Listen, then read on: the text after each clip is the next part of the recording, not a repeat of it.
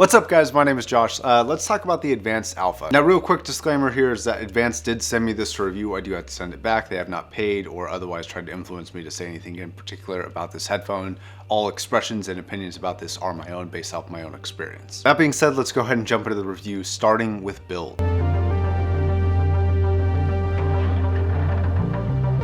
So first off, the presentation of this headphone is freaking amazing. Not only does the headphone itself look very, very good, but the box it comes with and the materials of everything are just excellent. Really lightweight yet solid build quality, except for one issue, which I'll talk about in a second. It comes with about a 3-foot braided cable, terminations of 3.5 millimeters that does not come with an adapter that terminates to 2.5 millimeters that plug into the right and left side. So it's symmetrical, and you know that makes me happy. Now I'm not gonna drool over the build too much, but there are two issues that I would like to highlight.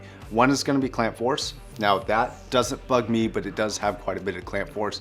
It may bug some people. If you think like 600s are too tight, these are tighter than the 600s by quite a bit. Now luckily they do have very, very comfortable and plush pads that kind of help compensate for that. Now my jaw and like head area doesn't really seem to be particularly sensitive to clamp force, but I know a lot of you are, so if you are sensitive, you may want to stretch these out a little bit to kind of loosen them up. And then the second issue, which has a big caveat to it, and I'll tell you what it is here first, is that there's a hinge mechanism, and mine just happens to be on the right side, where it feels a little bit loose. It feels like this may be like a weak mechanical point on the headphone. Now the disclaimer for this, I received this as a review unit. I have no idea how used or unused this particular unit was. When I received it, it looked in brand new condition, but I can't verify. And that may be why the hinge feels a little bit, I would say loose, is maybe it was mishandled, or maybe it is an actual build quality issue. Now I do also have the Advanced GTRs, and there will be a comparison between these two in the future, so subscribe if you're not already for that. And this does not have the same issue, so it's only on one side. So I thought this was worth noting. I would say that if any part on this headphone is going to break, it's probably going to be that area, but it's very important for me to say that I cannot verify that this is a particularly weak point,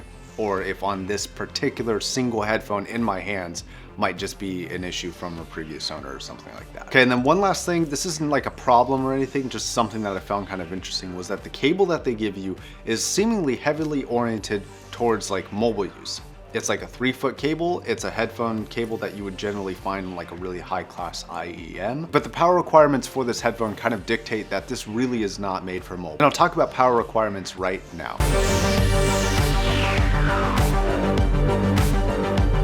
So this is a 34 ohm headphone, but it does have a sound pressure level of 90 decibels. Basically what this means is that this headphone does not really get very loud and does need a lot of power to get to just normal listening volumes. And I mean a lot of power. I pretty much brought this all the way to 3 o'clock on a Magni 3, which is where the Magni 3 also starts to distort. And the Magni puts out about 3 watts, so it's a pretty efficient headphone amplifier, and it was starting to get to the distortion levels on that headphone amplifier. So I switched over to my 1 amp with the balanced output. At peak power, puts out about 10 watts, so it's more than powerful enough, but that was the amp that I finally was able to run these off of fairly. So I would definitely recommend a lot of power. In Zeos's video, he did talk about how these headphones really scale really well, so they really prefer like a really high powered amplifier.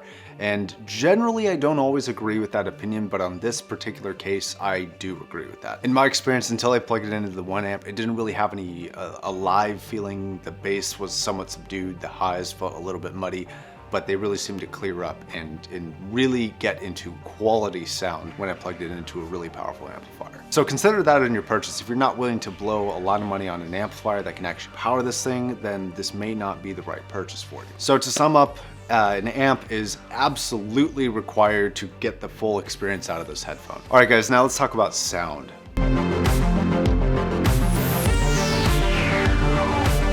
So for sound, I am going to use the leather pads. I do have the hybrid pads on right now. I switched between them back and forth, and I really felt like the hybrid pads didn't really benefit the headphone any. They seemed to brighten things up, and that really wasn't where I wanted it to go. And I felt like the leather or the pleather, I'm not sure if it's real leather or not, I felt that it was quite a bit more balanced, had better bass response, had better mid-range response, and generally I just like the sound of it a little bit better. So everything I say here is going to be with the leather pads and not the hybrids. If you get these though, feel free to use whichever ones you want. Both sound good, but I do have my preference. Okay, so the treble, I will say they're very commanding of your focus.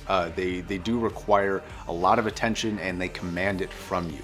However, they are a bit peaky in certain areas and a bit unpredictable in certain areas, where certain voices just get you and they're great, and then other voices are just, okay, a little bit shrill, a little bit too much. And it doesn't shrill in the sense of like sibilance, it just gets a little bit too bright. And then it's kind of weird because sometimes it feels like it comes from like nowhere. It just, there's a voice and she's doing this, and then all of a sudden, boom, it's way up here. It's kind of out of the blue on certain tracks. Now, I've had people say, well, what do you mean it's unpredictable? It's very predictable on when it does that. And I would say on most headphones, I feel like I know in a particular song where it's going to peak. Now on this particular headphone, I felt like I knew it was going to peak, and then it would either stay too long or too far, or it would peak in certain areas and not peak when I thought it was going to peak. And to me, it was just very unpredictable, and I couldn't really get a good feeling for the highs with this headphone. They have a lot of clarity behind them, they have a lot of detail, but they just get a little bit too bright for my tastes. It wasn't always an enjoyable experience, especially when you get into really loud or heavy electronic music where they have lots of bright kind of pulsing sounds. It was just a lot. And for me, the highs were actually the most disappointing part of the headphone. I felt that they weren't as well quelled as they could have been, and I would like to see an adjustment in the highs in the next rendition of this headphone. Now the mids have good presence, they have good attack, they have good clarity and response behind them. I felt that vocals were very, very well separated. The vocals are very intimate despite having a pretty wide soundstage, I would say. Now, males don't really hit with as much authority as I would have liked to see, especially in comparison to the counterpart, the advanced GTRs here. So the males don't hit with the authority that I would like to see, but the females, there's kind of a sweet spot for females. There's the general female range, which is very, very well executed on this headphone. And then there's the upper end, I think like the upper limits of like Adele, Shannon Shaw, Sia or Saya, whatever she is, where she like kind of screeches a little bit. Occasionally they do get a little bit too bright or too loud for my enjoyment. So overall, females are very impressive, but occasionally they're a bit too harsh. Now the bass, I have seen a frequency response graph, and I'll put it up here, but that leads me to believe that these have a lot of like low end and sub bass kick, and these headphones do not have that at all. The bass is there, it's present, it does go very low down, you can definitely hear it, it's very detailed. However, it does not quite have the presence and kick and kind of oomph and gusto behind it that I really, really look for in my sub bass areas. And overall, I didn't feel like the sub bass was disappointing, but if you looked at that graph and you were expecting one thing, but this headphone doesn't really deliver what that graph says it delivers, in my opinion. Now, I'm not a graph expert or anything, I was just expecting a little bit more kick and a little bit more grunt to the low end, and this just wasn't giving it to me. However, it's very clean, very detailed, and very neutral, and that may be what you're looking for.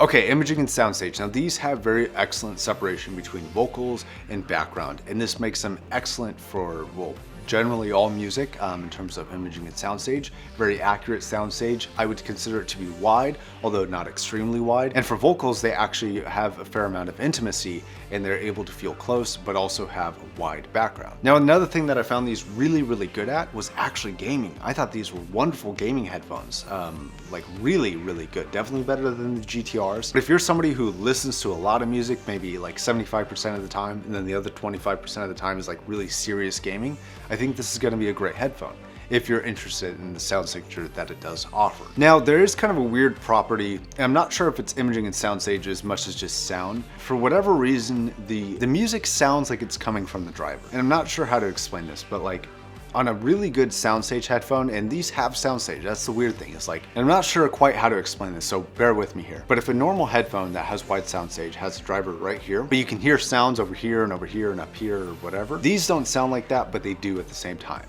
They feel wide, they sound wide, but at the same time, when you really listen to the origin of the sound, it always sounds like it's coming from the driver. And I could almost tell you like the shape of the driver when I'm listening to it. It's very odd. I've never heard that before. I'm not sure what's causing it. I'm not even sure if I like it or I dislike it. And I really don't have a conclusion to it. So I'm sorry about that. I just thought I'd show my findings. And maybe somebody can explain and help me figure out like what would cause that and kind of why. I don't know. Anyways, that weird thing out of the way, let's go ahead and jump into the conclusion of this headphone.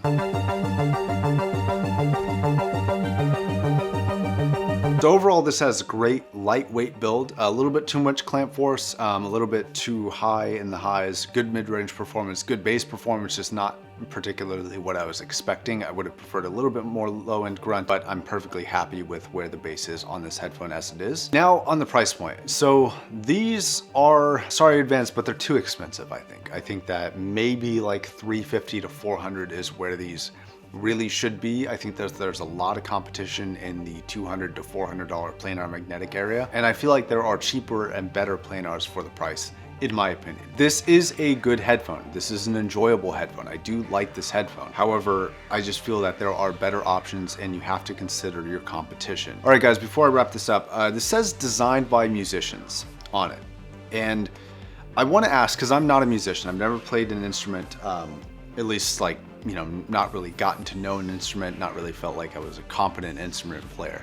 Is there a sound signature that musicians particularly look for in a headphone when they're picking a headphone for music? I'd really like to know if there's like a particular, you know, do you prefer V-shape? Do you prefer like a mid-range hump? Do you prefer like all highs? Do you want the Grado sound signature or whatever? I'd really like to know what the musicians out there define as a headphone that's designed for musicians. I would say neutrality, but I don't really know anything about it, so I'd love to hear your thoughts down below. All right, guys, that's gonna wrap it up. My name is Josh. Thank you very much for watching. I do new videos every single day, so if that sounds interesting to you, go ahead and hit that subscribe button, and I'll see you in the next video. Peace.